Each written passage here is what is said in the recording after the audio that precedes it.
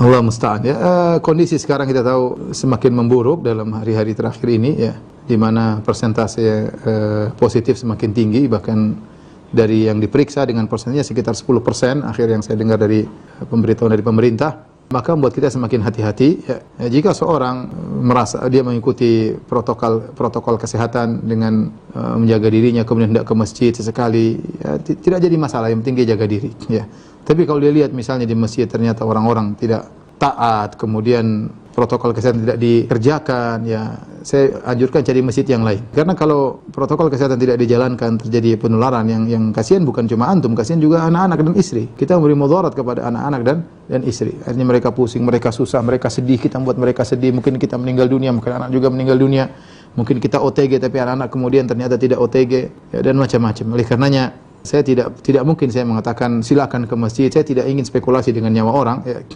Saya katakan bahwasanya yang merasa dia nyaman dan dia merasa bisa menjaga kesehatan, ya silahkan. Yang merasa masih takut, dia boleh di rumah, ya.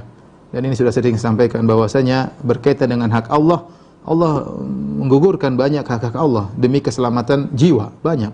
Contoh seperti kisah Ammar bin Yasir ketika dia disiksa oleh Abu Jahal, kemudian dia mengucapkan kata-kata kufur, ya. Kufur kepada Allah, tapi Allah enggak ada masalah, yang penting jiwanya selamat. Contoh misalnya di tengah hutan tidak ada makanan, Allah membolehkan kita untuk makan bangkai, bahkan makan babi juga diperbolehkan. Kemudian misalnya kita sakit, maka boleh kita tidak berpuasa. Puasa hak Allah, tapi kalau bisa menimbulkan sakit sebaiknya tidak usah berpuasa. Fa'iddatun min ayamin ukhar, diganti di hari-hari yang lain.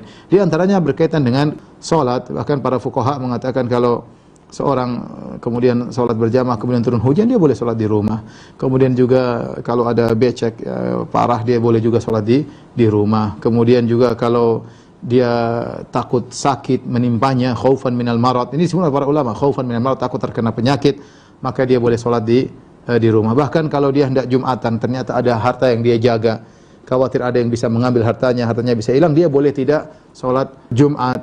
Hak Allah, Allah gugurkan demi kemaslahatan jiwanya dan kemaslahatan hartanya ya. Dan dia bukan berarti tidak sholat, dia sholat di rumah. Dia sholat di rumah menggantikan sholat berjamaah. Maka saya katakan apa yang ditanyakan oleh penanya, sesekali pengen ke masjid, boleh-boleh saja. Pengen sekali di rumah. Yang merasa pede bahwasanya saya alhamdulillah nggak ada masalah protokol kesehatan, ya silakan ke masjid. Tapi intinya masing-masing kembali kepada kondisi tempat, kondisi masjid, kondisi pribadi ya. Selama seorang masih takut, dia boleh sholat di rumah. Keringanan dari Allah Subhanahu wa taala. Wallahu taala alam bisawab.